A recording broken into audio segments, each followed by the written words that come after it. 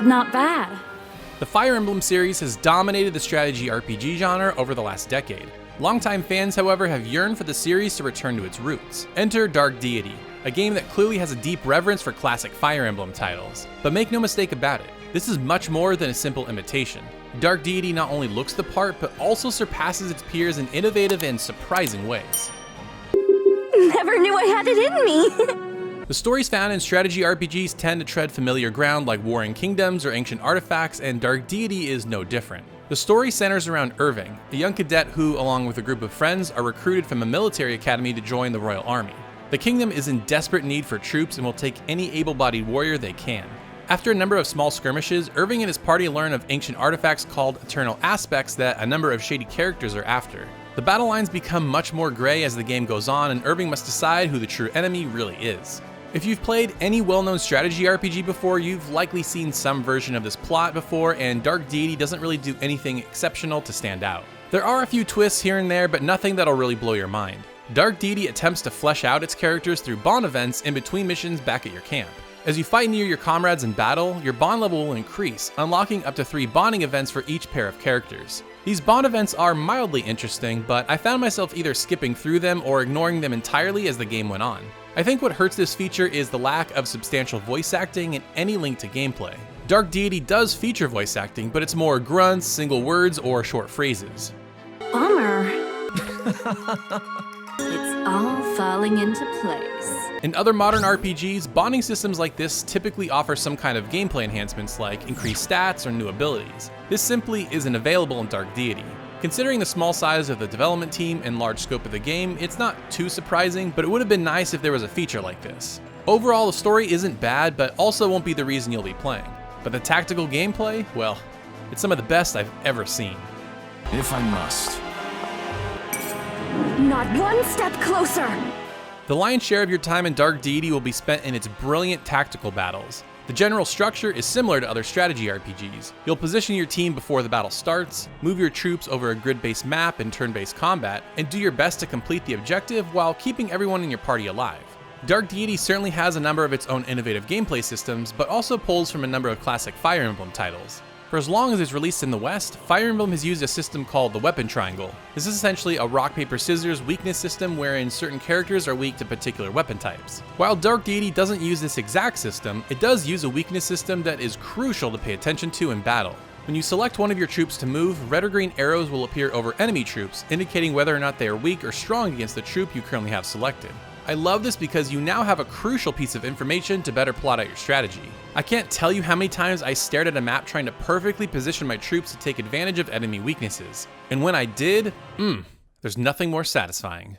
Something unique to Dark Deity is its gear system. There really isn't one. Well, there kind of is. Each character is assigned a particular class like a warrior, monk, or archer. Instead of constantly buying new weapons, each character always has 4 weapons equipped that you can toggle between mid-battle. These are power, finesse, accuracy, and balance. As you complete battles, you'll be rewarded with tokens that you can use to upgrade these weapons. You can also buy these tokens from the shop with gold as well. I really like this system because one of my least favorite things in RPGs is managing gear, so streamlining it like this is pure genius. It takes away the burden of having to manage one more thing and simply allows you to focus on the best part of the game, the battles. Here's where I believe Dark Deity truly shines. Most modern strategy RPGs have frustrated me with their dull map designs. This is simply not the case with Dark Deity. The first few battles are fairly straightforward, so you get used to the mechanics, but as the chapters progress, the battles get way more interesting. For example, one has you making your way through a jail liberating prisoners, and another has you defending a point for a certain number of turns while trying to fend off a never-ending battalion of troops. This map in particular was so intense as I barely survived with only a few troops left by the end. Dark Deity does such a fantastic job of keeping the map designs and objectives fresh so they never feel tiring. Some maps are actually quite short or just have you fight one big enemy, and that actually makes for great pacing. I genuinely don't know if I've ever seen a collection of maps this good in any other strategy RPG before. That's just how excellent they are.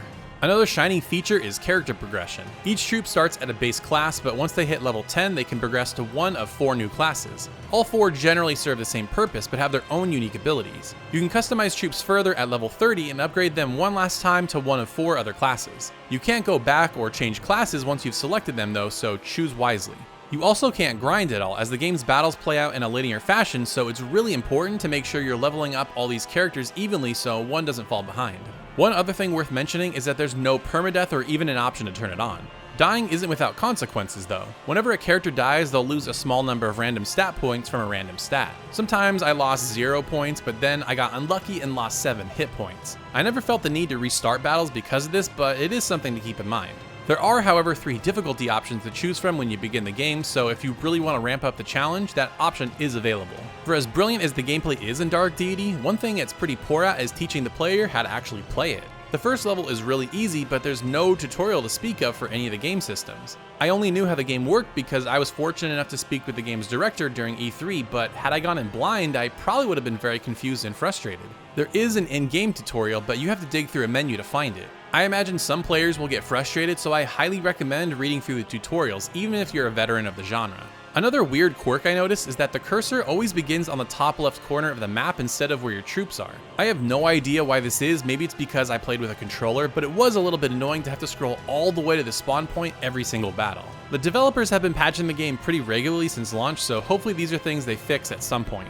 While Dark Deity may have some rough edges, one thing that is undeniably outstanding is its pixel art. Impressive, is it not? Pixel work is sadly a dying art, but Dark Deity is doing its best to keep it alive. Characters on the map and the attacks are beautifully designed and animated. There's such a large variety of classes and characters, and it was so fun watching each unique animation. If you ever do get tired of sitting through them though, you can skip them. The user interface deserves particular praise. It's very easy to see at a glance which class each troop is and which side they're on. It can be challenging to balance an appealing art style with a readable user interface, but the development team absolutely nailed it. The 2D character art also deserves a mention. Every character is well designed and looks unique, helping them not only stand out in combat, but also in story moments. There's so many to choose from that you'll certainly have your favorite by the end. I know I did. I've experienced a lot of strategy RPGs over the years, and Dark Deity is simply one of the very best I've ever played. Sure, the story isn't terribly gripping, but it absolutely nails the most important aspect, its gameplay. I was on the edge of my seat every battle trying to execute my strategy to perfection. Clocking in at around 20 hours for me, Dark Deity felt like it was just the right length. For those that want to get even more from it, there are extensive customization options like randomizers and sliders to spice things up in subsequent playthroughs. At only $25, Dark Deity is a total steal and an absolute must-play for any strategy RPG fan. Now if you want even more JRPG goodness, be sure to check out this video right here. And if you haven't already, be sure to subscribe so you don't miss anything. Thank you so much for watching, and we'll see you next time.